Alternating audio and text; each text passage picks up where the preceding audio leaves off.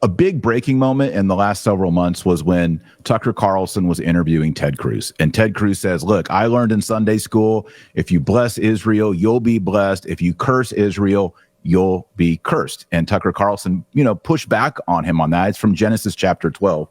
For Christians, historically, and for Catholics, and for Eastern Orthodox, we interpret that through the lens of a book of the New Testament called Galatians, perhaps the oldest book in the New Testament. It's written by St. Paul. And in Galatians 3:16, Paul says that God made the covenant with Abraham and his seed, singular, not plural. And Paul says, what did God mean when he made a covenant with Abraham and his seed? He said that singular seed is Jesus Christ.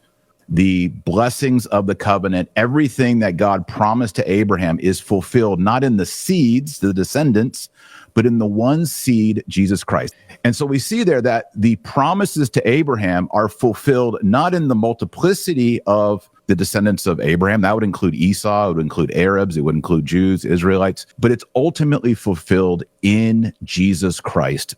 That's a very important distinction. So what it really means is that if you bless Jesus, you'll be blessed. If you curse Jesus, you'll be cursed. It kind of puts a whole different take on it, and it's right there in the New Testament.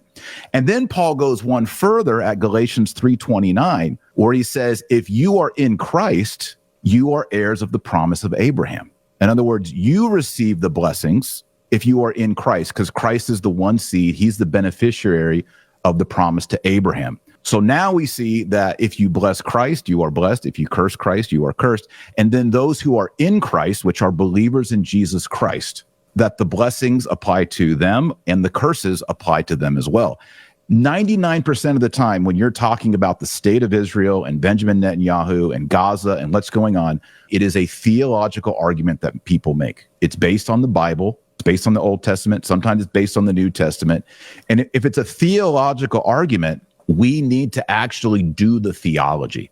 And so Ted Cruz getting on there and saying, well, I think it's in Genesis somewhere, and I learned it in Sunday school. And Tucker Carlson pushes back and he says, wait, you're basing your entire foreign diplomacy as a senator on what you kind of remember from Sunday school when you're using a theological argument to send billions of dollars in weapons to fund wars in the Middle East. You know who Virgil Walker is? He comes on the show.